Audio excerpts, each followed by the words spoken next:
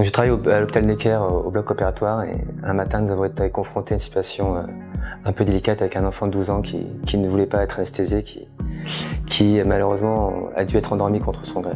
C'est des situations qui sont difficiles à vivre physiquement, émotionnellement. Et je me suis dit pourquoi pas utiliser ces nouvelles technologies, donc notamment la réalité virtuelle, pour pouvoir offrir à ces enfants une distraction et éviter toutes ces situations de stress qui ont des conséquences au moment même, mais aussi pour l'enfant dans tout ce qui est la période périopératoire et post-opératoire. Donc c'est à la suite de cet événement que j'ai eu l'idée de ce projet, le projet Let's Dream, qui consiste à proposer aux enfants de profiter de leur passage au bloc opératoire pour faire un voyage dans l'espace. Donc l'enfant attend en salle d'attente préopératoire. Donc nous nous retrouvons sous forme de déguisement de cosmonaute.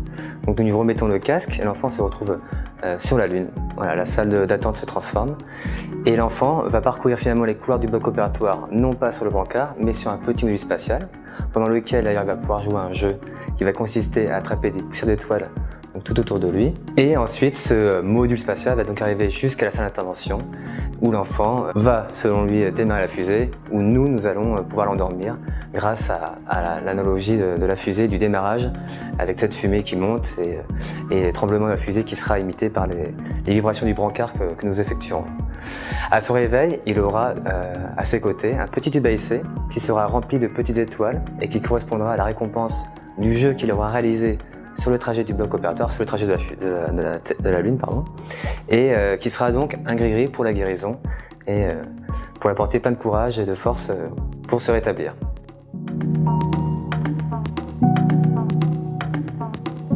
Les bénéfices sont pour l'enfant, moins de stress, parce qu'on sait que un enfant qui est anxieux, c'est un enfant qui va rester plus longtemps à l'hôpital. Donc nous, ce qu'on veut, c'est que ces enfants rentrent le plus vite possible chez eux. Les parents, bien sûr, derrière, dont l'anxiété est liée à celle des enfants, c'est renvoyé. Les soignants, effectivement, c'est pour nous un enfant qui s'endort avec le sourire, c'est toujours une satisfaction. Et pour l'hôpital Necker, du coup, c'est moins de délai pour opérer les enfants et donc plus d'enfants soignés. Aujourd'hui, je suis content d'avancer sur ce projet grâce à la Mobilette Jaune, qui est une agence digitale basée à Lyon, qui a énormément travaillé sur le projet, qui a fait de grandes choses qui font faire que ce projet va sûrement être une réussite. Et je voudrais aussi remercier la fondation MACSF, sans qui cela ne serait pas possible, et qui a cru et croit en mon projet, et j'espère montrer qu'on ira jusqu'au bout.